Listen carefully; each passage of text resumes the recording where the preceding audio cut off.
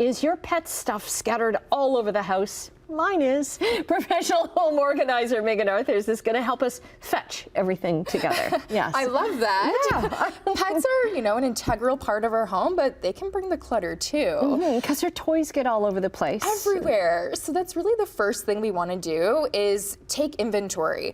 What I see in client homes is that there's pet stuff sprinkled everywhere. Yeah. So we want to just do a walk through our space and collect everything. So take a bag or a box with you and just take all of your pet stuff and bring it to one location so you can just see this mountain of stuff. You can really see what you have. That's just the first step. Okay, and that's everything. That's not just like the toys, that could be blankets, it could be leashes, it could be poop bags, anything. Anything that you see that's pet related, you just want to bring it and then make a big pile. Okay.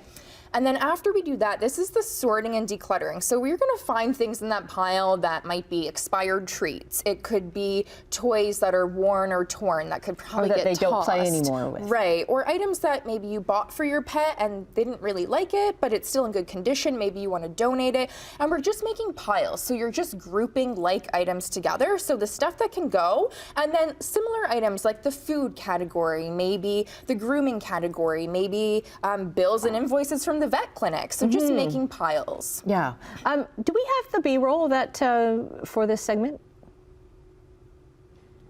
Yeah, there we go. Okay. We got it. So there's making all the, gathering everything together there. Yes. So we're just making piles on the floor, grouping like items together. And once we have items grouped, we're going to talk about storage. Yes. So, of course, we make storage in our own home for organizing. Same goes for our pets. So it depends on the pet. I do really enjoy a basket. So I have a couple of baskets on the table here. Here on the table, yeah. And what I like about these is that they're actually collapsible, which is fun. So these ones are from Wren's Pets. So when you're not using them, you can just tuck them away and they're not adding bulk to your space, which is kind of handy. And they're neutral in that. So it's not like this lime green basket that's an eyesore when you walk in. Playtime! Right. So they sort of blend into your space. We know clear containment can also be handy. I have a turntable here for grooming supplies. Clear bins could be handy for treats or food items. So really depending on your space and on your pet dictates the storage that you would use. Okay. And where would you put this? Like underneath a sink, underneath maybe, or in a laundry room? Laundry room, on a shelf, any spare area that you have. But that sort of leads us into our next talking point, which is zoning. So again, we don't want things just everywhere. We want to create specific zones. So zones that you might want to consider would be a grooming zone. So on a turntable. So where are all the grooming items living? This dog is like, okay, I'm going to show you where to put stuff.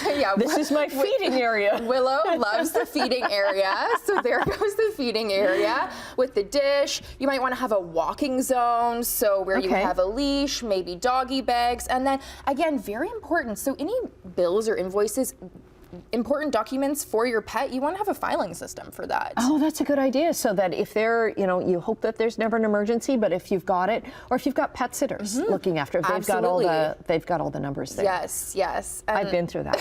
I've been there, done that. We learn and we grow. And then our final talking point, if we have some time, we do, is a rotational system. So I talk about this with my clients' children, but it works well for pets. So sometimes there's too much on display. It's overwhelming and it's overstimulating. So you actually might just want to have a few toys on display and then you want to bin or basket the remainder up and sort of hide them. And then every 3 to 4 weeks you do a rotation, and then it's this exciting time for your animal new toys. Well, it's kind of enrichment that way too, right? Yes. And that way you don't have everything all over the place. You just have a few things all over the place. Yeah, and it helps you too, right? It's less to tidy. Oh, I like that idea. So where do you hide the stuff then that they don't find it? I know, that's right? They're going to snoop around for it. If you have a storage space or, something that's not easily accessible, like a high shelf would be great. Just for like a small little bin like that, just to tuck it away. And you have to experiment with that too. Sometimes there's some sneaky dogs out there. There are sneaky cats too. Okay, Megan, some great tips. I love that you've got people tips and animal tips too. So we'll get all the links to your socials up on our website, chch.com/morninglive.